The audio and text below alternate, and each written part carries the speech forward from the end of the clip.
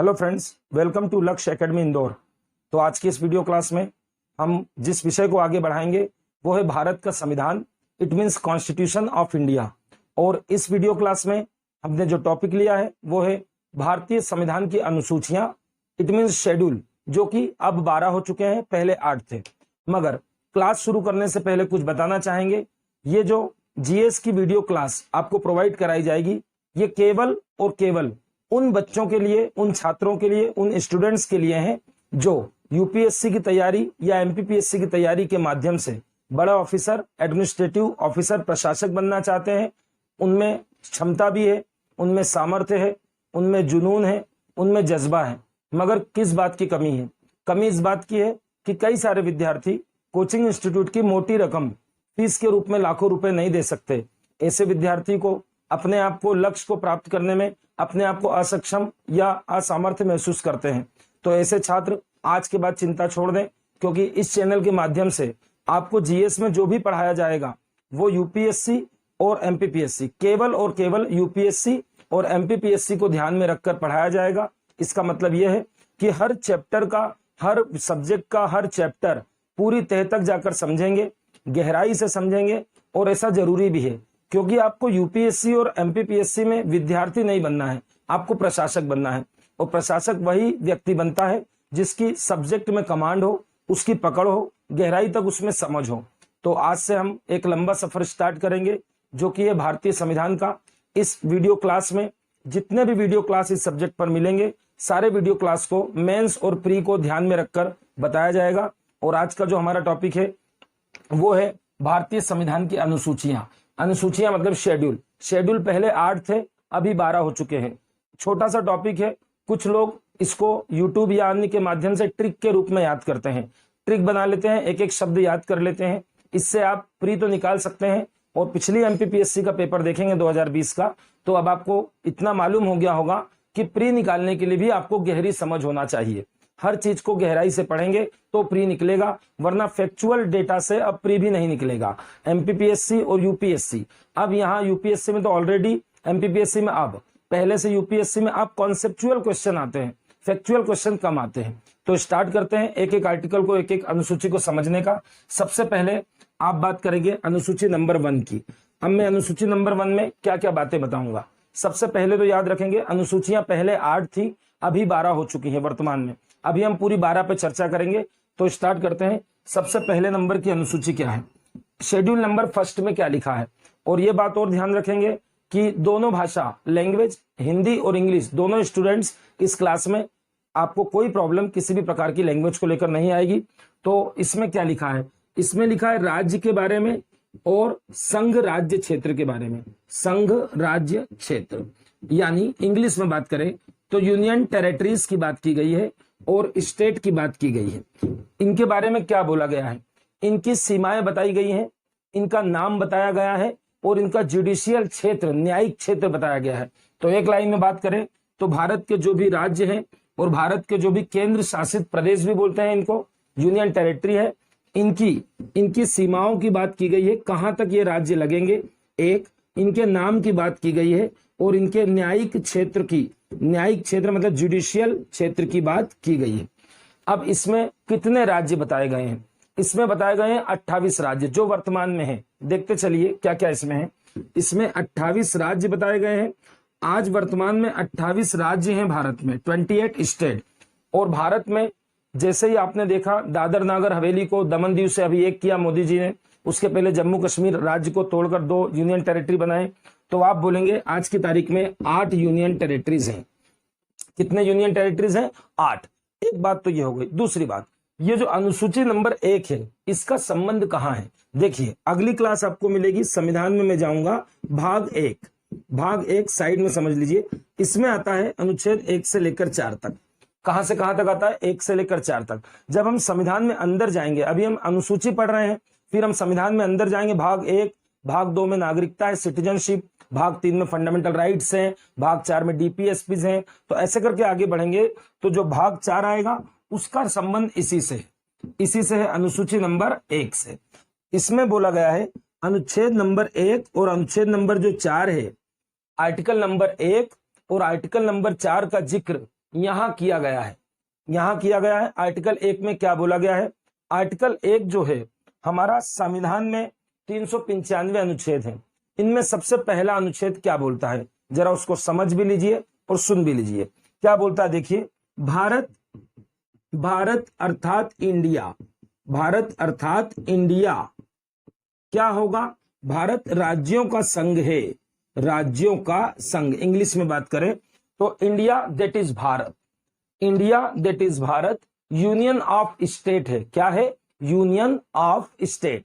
आपसे प्री में क्वेश्चन आता है भारत क्या है, तो ऑप्शन दिया जाता है United state, second option union of state. आप बोलेंगे यस यूनियन ऑफ स्टेट, ये लिख दिया मैंने यूनियन ऑफ स्टेट। ये हो गया भारत अर्थात इंडिया। और जो कि 28 राज्य, आज की संख्या बताएंगे, 28 राज्य और 8 यूनियन टेरिटरीज से मिलकर बना है। ये तो हो गई कॉमन बात। आर्टिकल नंबर 1 हम आज भी पढ़ा रहे हैं आपको, आगे चल के फिर अगली क्लास में मिलेगा। फिर से बता देते हैं, भारत अर्थात इंडिया, हिंदी में तो ऐसा ही लिखा जाएगा, मगर संविधान जब इंग्लिश में लिखा गया था तो ये लिखा गया था इंडिया दैट इज भारत। क्या लिखा गया था? India that is Bharat. देखिए वास्तव में क्या हुआ कि जब संविधान बन रहा था तब इस बात पर दो गुट बन गए थे।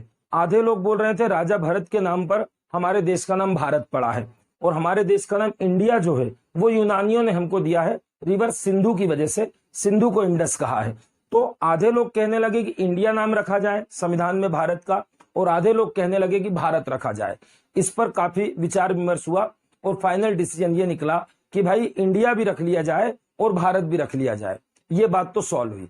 फिर आगे चल के फिर विचार विमर्श हुआ कि इंडिया आगे रखा जाए या भारत आगे रखा जाए। मतलब जहां पर लिखने की बात आई वहां ये हुआ कि भारत दैट इज इंडिया ऐसा रखा जाए या इंडिया दैट इज भारत ऐसा रखा जाए।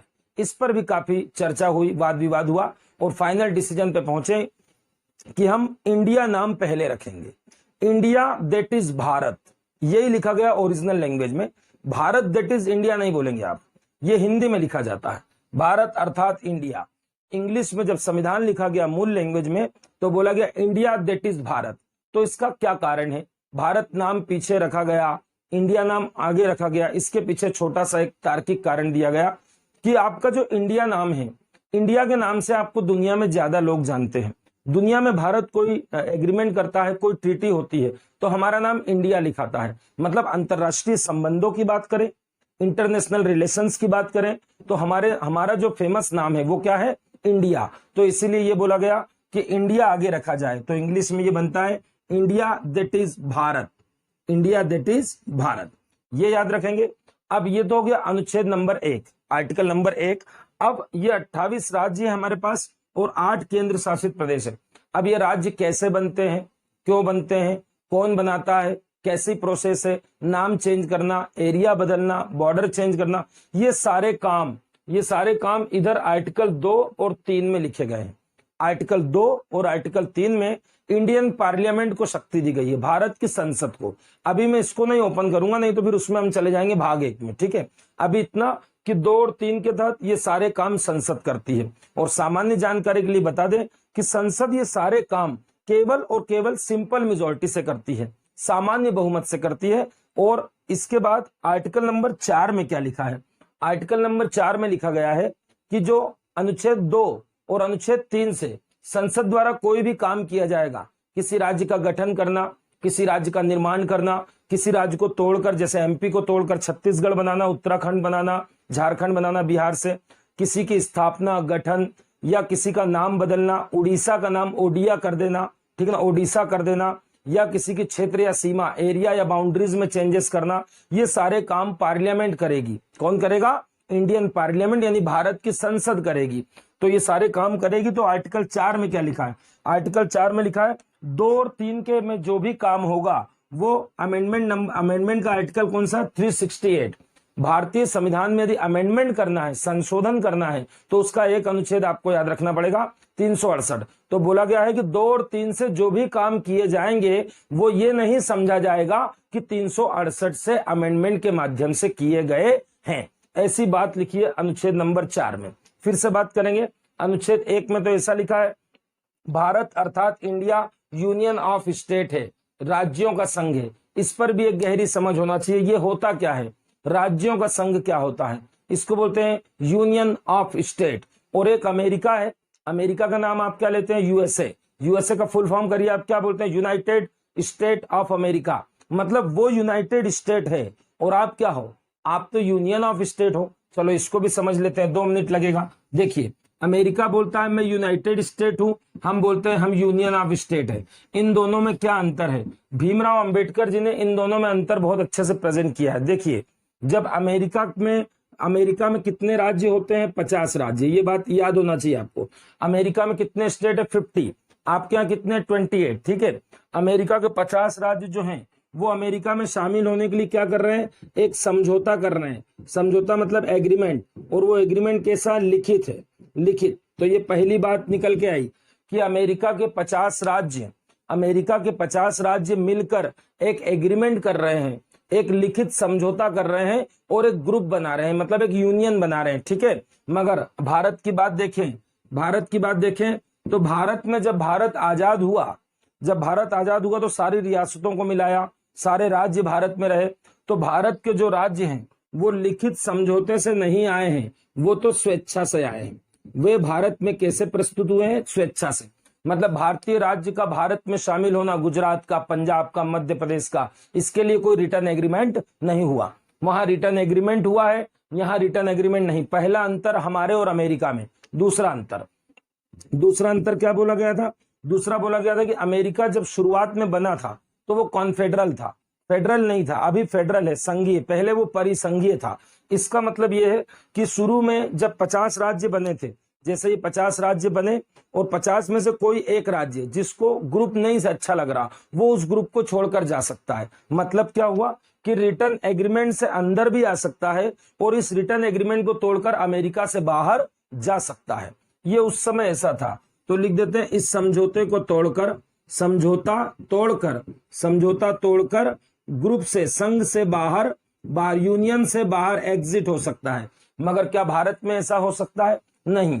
भारत में जो राज्य हैं वो आए तो स्वेच्छा से हैं, रिटर्न एग्रीमेंट से नहीं आए। मगर ये भारत के कोई भी राज्य भारत को छोड़कर बाहर नहीं जा सकते, मतलब भारत के यूनियन को छोड़कर एग्जिट होने का अधिकार नहीं है, बाहर होने का अधिकार नहीं है।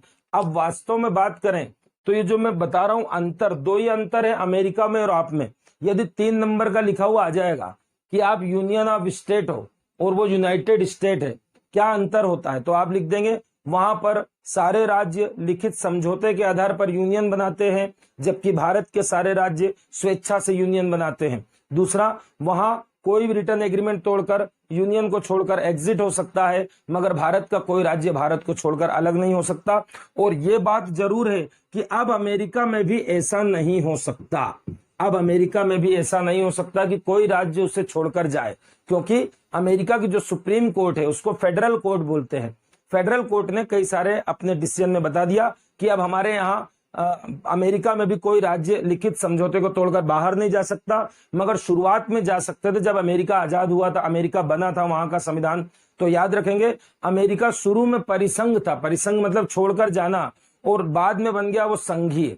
परिसंघ से बना है संघ, ठीक है। तो कॉन्फेडरल से क्या बन गया, वो फेडरल। और भारत क्या है, भारत यूनियन ऑफ स्टेट। यह है दोनों में अंतर। तो ये थी पूरी अनुसूची नंबर 1। मतलब अनुसूची नंबर 1 में सीधा सीधा राज्यों के बारे में दिया, भारत के कितने राज्य हैं, उनके नाम क्या है, उनकी सीमाएं या बाउंड्री कहां तक है। और वो पूछेगा अनुच्छेद 1 का, अनुसूची 1 का संबंध किससे है, तो आप बोल देंगे आर्टिकल 1 और आर्टिकल 4। अब बात करते हैं अनुसूची नंबर 2 की। अनुसूची नंबर 2 में, तो अनुसूची 2 की बात करते हैं। अनुसूची 2 में क्या कहा गया है, देखिए अनुसूची 2 में लिखा गया है वेतन, वेतन के बाद भत्ते, अभी इंग्लिश में भी बोलता हूं सबके लिए, इसके बाद पेंशन। 3 चीज तो पहले आपने सुना होगा, वेतन मतलब सैलरी, भत्ते मतलब अलाउंसेस, और पेंशन मतलब पेंशन। जो हिंदी मीडियम वाले छात्र हैं वो भी इंग्लिश में भी पढ़ा करो, ठीक है, दोनों भाषाओं में पढ़ा करो।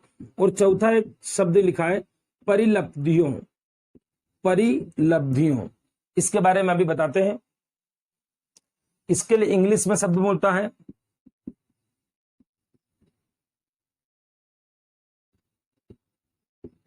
ये शब्द मिलते हैं। चले आगे चलते हैं। अब ये किसकी किसकी सैलरी दी है, सामान्य रूप से हम रट लेते हैं सबकी सैलरी, ऐसा नहीं होता, सबकी सैलरी नहीं, किसकी है आपको याद रखना पड़ेगा, क्योंकि जब प्री में यूपीएससी में क्वेश्चन आता है तो थोड़ा अंदर से आता है, ठीक है। तो नंबर 1, नंबर 2, नंबर 3, नंबर 4, देखिए प्रेसिडेंट मतलब राष्ट्रपति, वाइस प्रेसिडेंट यानी उपराष्ट्रपति, ये पहले नंबर पे रख दिया मैंने, प्रेसिडेंट एंड वाइस प्रेसिडेंट। अब दूसरे नंबर पर मैं किसको रखूंगा, लोकसभा प्लस राज्यसभा। लोकसभा और राज्यसभा मतलब सर ने क्या किया है, संसद के दोनों हाउस ले लिए, लोकसभा भी ले ली और राज्यसभा भी ले ली, पार्लियामेंट पूरा आ गया, ठीक है। फिर राज्यों में जाऊं तो विधानसभा और विधान परिषद, इंग्लिश में बात करें तो लेजिस्लेटिव बोर्ड और लेजिस्लेटिव काउंसिल। हर राज्य में लेजिस्लेटिव बोर्ड होता है, जैसे मध्य प्रदेश की विधायिका, मध्य प्रदेश की विधानसभा कहाँ है, भोपाल में है, 230 विधायक है, ठीक है। और ये जो विधान परिषद है ये किसी किसी राज्य में होता है, हर राज्य में नहीं होता है, फिर भी जहां भी होता है वहां पर देखिए इसमें 2 ऑफिसर होते हैं, एक स्पीकर होता है, एक डिप्टी स्पीकर। आपने सुना होगा लोकसभा का अध्यक्ष और लोकसभा का उपाध्यक्ष। वैसे इसमें जो होते हैं इसमें भी 2 होते हैं, एक होता है सभापति और एक होता है सभापति। और इसमें क्या बोला मैंने, इसमें होता है अध्यक्ष और इसमें होता है उपाध्यक्ष, दूसरा जो अधिकारी है वो उपाध्यक्ष, speaker, deputy speaker, chairman, vice chairman, ये 4 अधिकारी इसमें मिलेंगे आपको। और हर राज्य की विधानसभा में भी ऐसे 2 लोग होते हैं, कौन कौन, स्पीकर और डिप्टी स्पीकर। वैसे जहां जहां पर विधान परिषद है वहां भी चेयरमैन और वाइस चेयरमैन होगा, यानी सभापति और उपसभापति होगा। तो 1, 2, 3, 4, 5, 6, 7, 8 इन सबको एक ही लाइन में ले रहा हूं, ध्यान से देखें। तो केंद्र की संसद ले ली सर ने और राज्य की भी विधायिका ले ली, मतलब लेजिस्लेटिव ले लिया, और इन सबके हेड को सर ने क्या किया, सैलरी दे दी। लोकसभा का अध्यक्ष और उपाध्यक्ष, इसी प्रकार विधानसभा का अध्यक्ष और उपाध्यक्ष, राज्यसभा का सभापति और उपसभापति, इसी प्रकार विधान परिषद का सभापति और उपसभापति। तीसरे नंबर पर आप इसमें किसको रखेंगे, high court and supreme court के जज साहब। जितने भी हाई कोर्ट्स हैं भारत में और सुप्रीम कोर्ट है जो हमारा, यहाँ पर जितने न्यायाधीश हैं उनकी सैलरी, जजों की सैलरी भी इसी में है, ठीक है। इसके बाद चौथे नंबर की बात करें तो एक अधिकारी होता है सीएजी को बोलते हैं controller and auditor general, Bharat का नियंत्रक और महालेखा परीक्षक, ठीक है। तो इन चारों की, ये चारों याद रखना, इसमें 2 रखेंगे, इसमें 4, चारों के हेड रख देंगे, इसमें सुप्रीम कोर्ट, हाई कोर्ट, इन सबका वेतन, इन सबका भत्ते और इन सबका पेंशन दिया गया है। मैंने चौथे पे राइट नहीं लगाया, इसका विशेष ध्यान रखेंगे यूपीएससी में, ये जो परिपलब्धियां हैं ये केवल प्रेसिडेंट और वाइस प्रेसिडेंट के लिए लिखा गया है। किसके किसके लिए लिखा गया है, प्रेसिडेंट और वाइस प्रेसिडेंट। तो ये है आपकी अनुसूची नंबर 2। आपसे पूछेगा अनुसूची 2 में क्या है, तो आप बता देंगे इन अधिकारियों के, कॉन्स्टिट्यूशनल ऑफिसर्स के, इन अधिकारियों के क्या दिए गए हैं, सैलरी, अलाउंसेस, पेंशन, ये वेतन, भत्ते और पेंशन का प्रावधान किया गया है। अब बात करते हैं अनुसूची नंबर 3 की। तो अनुसूची नंबर 3 में क्या लिखा है, अनुसूची नंबर 3 सिंपल है, जिसमें शपथ के बारे में लिखा है, शपथ यानी ओथ के बारे में, इसके बारे में सीखेंगे आप। इसमें लिखा है, अनुसूची नंबर 3 में लिखा है शपथ। शपथ को इंग्लिश में बोलते हैं ओथ, ओथ बोलते हैं, या होता है प्रतिज्ञान, उसी का दूसरा फॉर्म है प्रतिज्ञान। शपथ या प्रतिज्ञान जो होता है इसका प्रारूप दिया है, फॉर्म, किस फॉर्म में शपथ लेंगे, इसका क्या दिया है, सर बता रहे हैं इसका प्रारूप दिया है।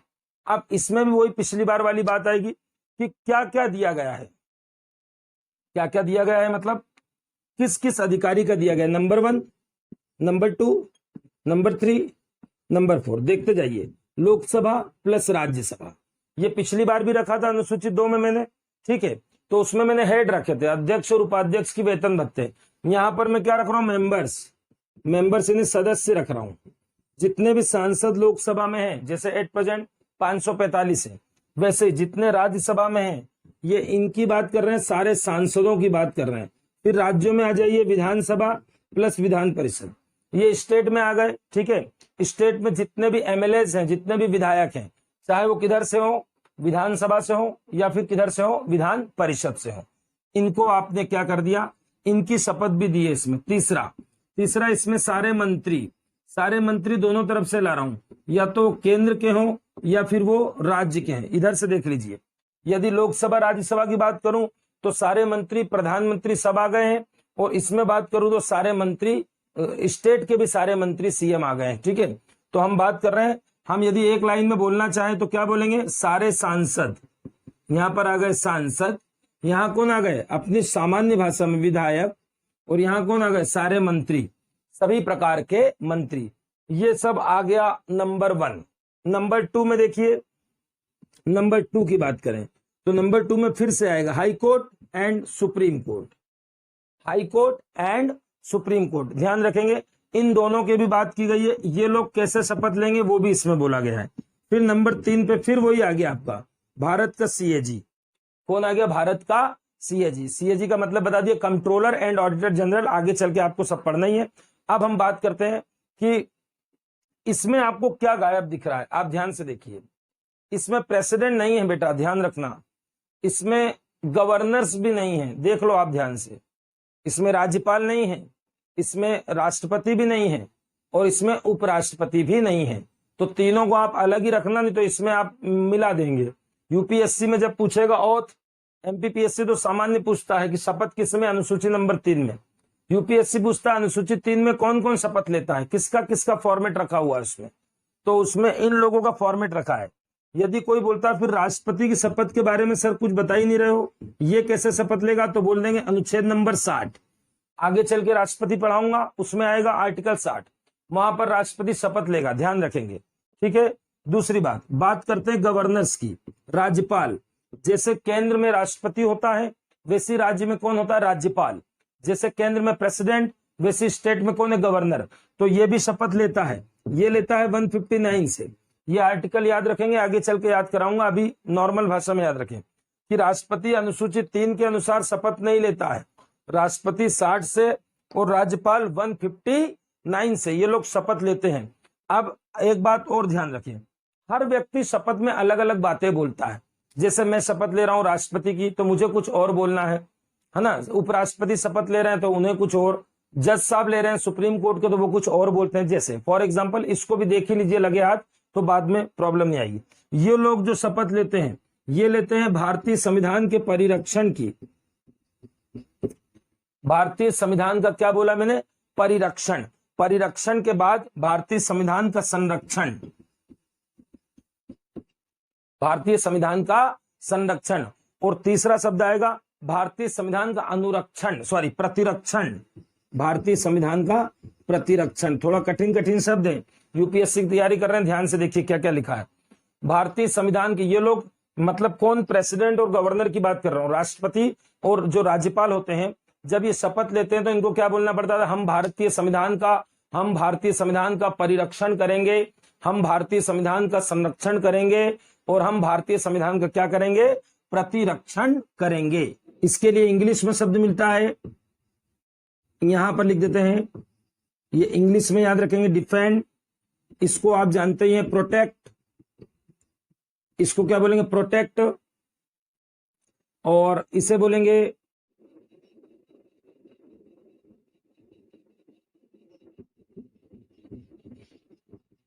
रिजर्व।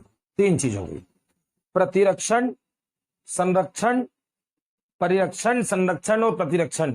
ऐसे 3 शब्द कभी यूपीएससी में आए तो बता देना कि राष्ट्रपति की शपथ में ये 3 शब्द मेन होते हैं। और बताता हूं, देखिए यदि कोई पूछता है उपराष्ट्रपति शपथ में क्या बोलते हैं, उपराष्ट्रपति का मतलब वाइस प्रेसिडेंट, तो वो एकदम उनकी शपथ बिल्कुल सिंपल है, संविधान के प्रति निष्ठा रखूंगा, एकदम सिंपल है, उनका नहीं पूछा जाता। ये तीनों शब्द पूछे थे, संविधान के प्रति सत्यनिष्ठा की शपथ लेते हैं कौन, उपराष्ट्रपति। मगर सुप्रीम कोर्ट के न्यायाधीश आते हैं और हाई कोर्ट के न्यायाधीश आते हैं, तो ये लोग अपनी शपथ में कुछ अलग बात बोलते हैं। जैसे इनको क्या बोलना पड़ता है, इनको बोलना पड़ता है बिना भय के हम डिसीजन, क्योंकि ये लोग जज हैं तो इनको कोई डराएगा, वैसे इसलिए बोल रहे हैं बिना भय के, बिना अनुराग के, है ना, किसी से कोई प्रेम व्यवहार नहीं, बिना द्वेष के, किसी से कोई उनकी लड़ाई नहीं है, बिना डर के, बिना संविधान की मर्यादा को बनाए रखेंगे, संविधान की मर्यादा को क्या करेंगे, बनाए रखेंगे। ये सब बोला जाता है सुप्रीम कोर्ट के जज को।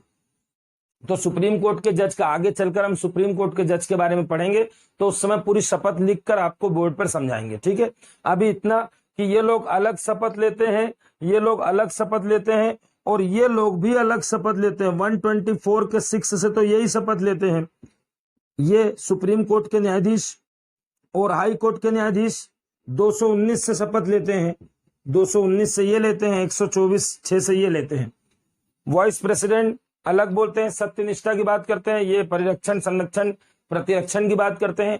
और सुप्रीम कोर्ट के जो जज साहब है वो बोलते हैं बिना भय के, बिना किसी पार्शियलिटी के, बिना किसी पक्षपात के, बिना अनुराग के, इस टाइप का बोलते हैं। तो आगे चल के चर्चा करेंगे। ये सब हो गया अनुसूची नंबर 3। तो अनुसूची नंबर 3 में क्या है, शपथ है और क्या है, प्रतिज्ञान।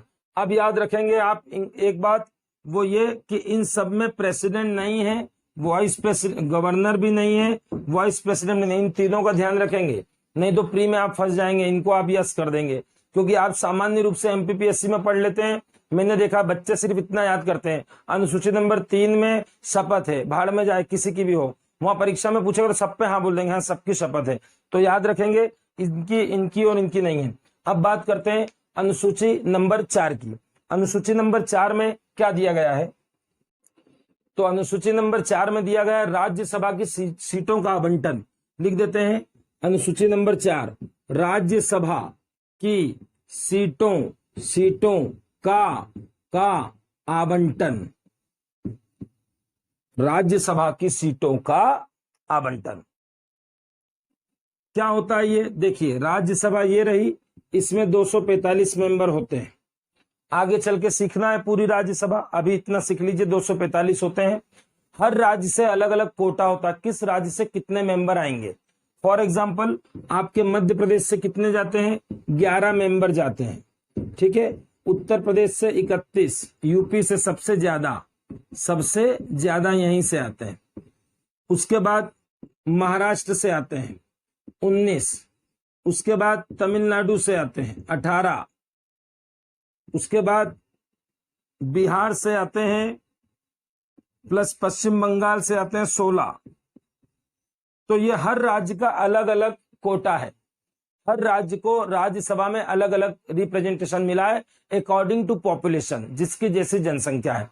तो इतना याद रखेंगे। अनुसूची नंबर 4 में आगे चलकर राज्यसभा पढ़ेंगे तो सारे स्टेट पे हम एनालिसिस करेंगे किसका कितना है, याद रखेंगे। और राज्यसभा में कहां से जाते हैं ध्यान रखना, 28 राज्य से भी जाएंगे और 28 राज्य के अलावा आपके पास 3 केंद्र शासित प्रदेश हैं जिनकी अपनी विधानसभा है। जैसे आप जानते हैं दिल्ली की विधानसभा पहले से ही थी, पांडिचेरी की पहले से ही थी, अभी जम्मू कश्मीर और लद्दाख जब से बना है तो जम्मू कश्मीर की भी अपनी लेजिस्लेटिव बोर्ड है। तो ध्यान रखेंगे दिल्ली, पांडिचेरी और जम्मू, ये 3 यूनियन टेरिटरी और 28 राज्य। इन सबको कौन सा राज्य राज्यसभा में कितने सांसद भेजेगा, ये बात कहां लिखी गई है, ये बात अनुसूची नंबर 4 में लिखी गई है। अनुसूची नंबर 4 में राज्यसभा की सीटों का बंटवारा, आवंटन के लिए अलॉटमेंट शब्द, अलॉटमेंट से अच्छा शब्द रहेगा अलोकेशन, ये शब्द रहेगा।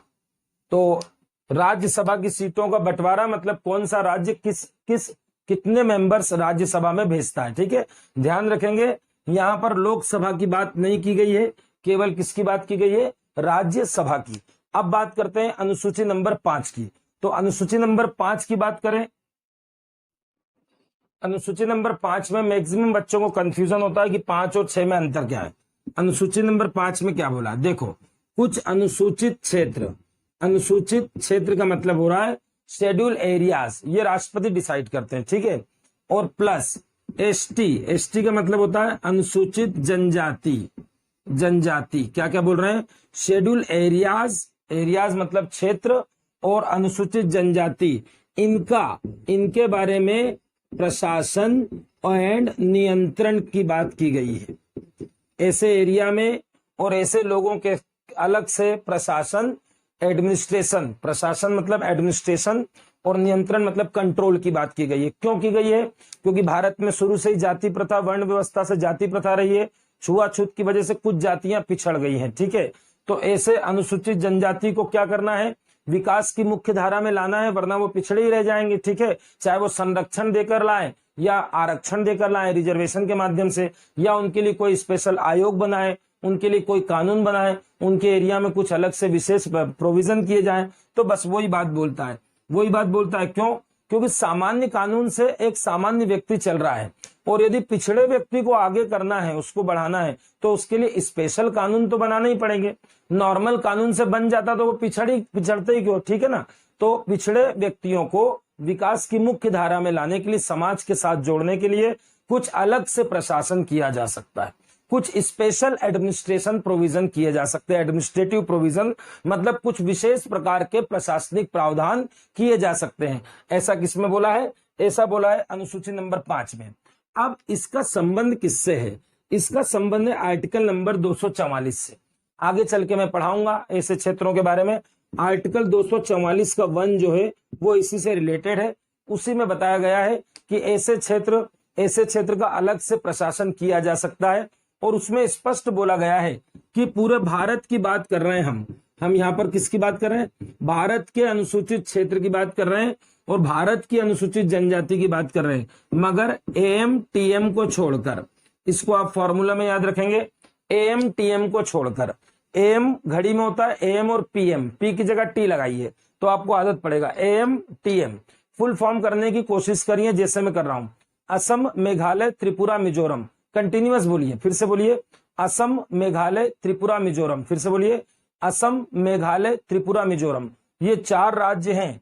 इन चारों को छोड़कर, मैं क्रॉस लगा रहा हूं, इन चारों को छोड़कर भारत का जो भी अनुसूचित क्षेत्र है या अनुसूचित जनजाति है, वहां पर उनके विकास के लिए, उनकी उन्नति के लिए स्पेशल प्रशासनिक प्रावधान, स्पेशल एडमिनिस्ट्रेटिव प्रोविजन किए जा सकते हैं। फॉर एग्जाम्पल, वहां का जो राज्यपाल होगा उनको विशेष स्पेशल अधिकार होंगे। वहां के राज्यपाल को क्या होगा कि वो राज्यपाल, राज्य की जो कार्यपालिका की शक्ति है, राज्य की एग्जीक्यूटिव पावर है, वो उस अनुसूचित क्षेत्र तक काम करेगी। दूसरा, राज्य का राज्यपाल राष्ट्रपति को रिपोर्ट करेगा कि हमारे यहाँ इनकी स्थिति क्या हुई, कैसे सुधरी। हो सकता है राष्ट्रपति निर्देश दे और इनके लिए जनजाति सलाहकार परिषद, है ना, ट्राइब्स एडवाइजरी कमेटी बनाई जा सके। मतलब किसी भी प्रकार की कमेटीज बनाना, उनके बारे में पर ईयर प्रेसिडेंट को रिपोर्ट करना, ये राज्यपाल का काम होगा। तो ऐसे क्षेत्र में अलग से प्रशासन किया जा सकता है, ये बोला है अनुसूची नंबर 5 में। आखिरी बात करते हैं अनुसूची नंबर 6। अनुसूची नंबर 6 की बात करें तो इसमें ये चारों राज्य हैं, ठीक है। तो ये AMTM, ये 4 राज्य की स्पेशल बात की गई है। फिर से बोलिए। असम, मेघालय, त्रिपुरा, मिजोरम। असम, मेघालय, त्रिपुरा, मिजोरम। इन 4 राज्य में जो भी SC एरिया हैं, जो भी शेड्यूल एरिया हैं, शेड्यूल ट्राइब्स हैं, उनका प्रशासन इसमें दिया गया है। मतलब आप सीख गए होंगे कि इसमें इन 4 को छोड़कर दिया गया है और इसमें केवल इन 4 के बारे में कहा गया है। तो इसका संबंध किससे? इसका बेटा संबंध है 244 के 2 से। ये 4 राज्य 244 के 2 में बताए गए हैं कि इन 4 राज्यों में अलग से प्रशासनिक प्रावधान किया जा सकता है। छठी अनुसूची में एक बात और याद रखेंगे, इससे रिलेटेड है 22वां संविधान संशोधन, 22वां कॉन्स्टिट्यूशनल अमेंडमेंट। 22वां कॉन्स्टिट्यूशनल अमेंडमेंट इसी से संबंधित है 1969 का। 1969 इसमें क्या किया गया? इसमें 244A जोड़ दिया गया। क्या जोड़ दिया? ये अलग है बेटा, 2441 और 2442 ये अलग है। अब मैं बोल रहा हूं 2441A, सॉरी, ए जोड़ दिया गया। तो ए में क्या बोला गया? इसमें असम के लिए स्पेशल प्रोविजन है। किसके लिए? असम के लिए। ये असम, तो असम का एक अलग अलग प्रावधान किया गया है 244A के माध्यम से। क्या बोला गया है कि असम में जो ऐसे अनुसूचित क्षेत्र हैं, इन क्षेत्रों को मिलाकर एक ऑटोनोमस स्टेट बना सकते हो आप, एक स्वायत्त राज्य बना सकते हो, उस राज्य के जिले बना सकते हो, उस राज्य के लिए अलग से कार्यपालिका, मतलब राज्य के अंदर राज्य बन रहा है, वो इस उद्देश्य से नहीं बन रहा कि भारत की अखंडता टूट जाए या इंटीग्रिटी को कोई प्रभाव पड़े, वो तो उनके विकास के लिए बन रहा है ताकि उनके एरियाज में इंटरफेयर ना हो सके, ठीक है, उनकी संस्कृति, उनकी कला, इन सब चीजों को बचाया जा सके। तो हम बोल रहे हैं असम के क्षेत्र में कुछ SC शेड्यूल एरियाज को मिलाकर हम क्या कर सकते हैं? ऑटोनोमस स्टेट, इसको बोलते हैं स्वायत्त राज्य बना सकते हैं, राज्य के अंदर राज्य। ऐसे राज्य की विधायिका बना सकते हैं, लेजिस्लेटिव जैसे संसद है। ऐसे राज्य की कार्यपालिका बना सकते हैं, एग्जीक्यूटिव जैसे हमारी सरकार होती है, ठीक है। और ऐसे जो स्वायत्त क्षेत्र बना रहे हो, ऑटोनोमस स्टेट बना रहे हो, उसमें जिले बना सकते हो, जिले कम ज्यादा कर सकते हो। ये सारे काम दिए गए हैं आर्टिकल 244 के ए में। किस राज्य के लिए दिए गए हैं? असम के लिए। तो ये हमारी 6 अनुसूचियां हो गई।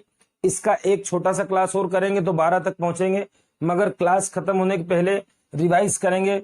और रिवाइज करना बड़ा सरल है, 1 2 3 4 5 6। अब आपको रटना है तो कैसे रटेंगे? छोटी एग्जाम के लिए ऐसा, इसमें तो राज्य बताए गए, ये आपको याद रहेगा, राज्य और यूनियन टेरिटरी। 2 में आप ऐसा रटिए, पैसा है, पैसा कैसे लिखेंगे? पैसा, 2 अक्षर हैं, देख लो अच्छे से। पैसा जैसे आएगा आप समझ जाएंगे इसमें सैलरी होगी, अलाउंसेस होंगे, ठीक है। 3 में आप बोलेंगे शपथ है। क्या है 3 में? हिंदी में याद कर लीजिए, इंग्लिश वाले भी, शपथ। कितने अक्षर हो गए? 3 अक्षर। 3 अक्षर है तो अनुसूची कौन सी? 3। इसमें 2 अक्षर है तो अनुसूची कौन सी? 2। इसमें राज्यसभा की सीटों का आवंटन, ये मुख्य शब्द है, आवंटन। और सीखने के लिए बोल दीजिए बंटवारा, बंटवारा भी बोल सकते हैं, सीटों का बंटवारा सीखने के लिए। वैसे तो बंटवारा नहीं बोलेंगे, आवंटन बोलेंगे, मगर आप कहीं से भी चेक करिए। 1 2 3 4, 1 2 3 4। कितने अक्षर आए हिंदी में? 4। तो ये हिंदी में ही कर लीजिए, इंग्लिश मीडियम वाले। पैसा में 2 अक्षर, शपथ में 3 अक्षर और आवंटन में 4 अक्षर। ये आपको 1 भी याद, 2 भी याद, 3 भी याद, 4 भी याद। 56 नंबर अलग से याद रखिए। 56 नंबर SC ST के लिए, शेड्यूल ट्राइब्स के लिए। शेड्यूल ट्राइब, जब भी मैं बोलूंगा ST वाली अनुसूची तो आप बोल देना 56। कौन सी? 56। और 5 में पूरा इंडिया है, मगर किसको छोड़कर? 6 को छोड़कर। तो 6 का सूत्र मैंने दिया AMTM। फिर से बोलिए, क्या सूत्र दिया है? AMTM, असम, मेघालय, त्रिपुरा, मिजोरम। ये हो गई हमारी 6 अनुसूची। एक छोटी सी वीडियो क्लास में आपको 7 से लेकर 12 तक याद कराएंगे, समझाएंगे। आज के लिए इतना काफी है। धन्यवाद। जय हिंद, जय भारत।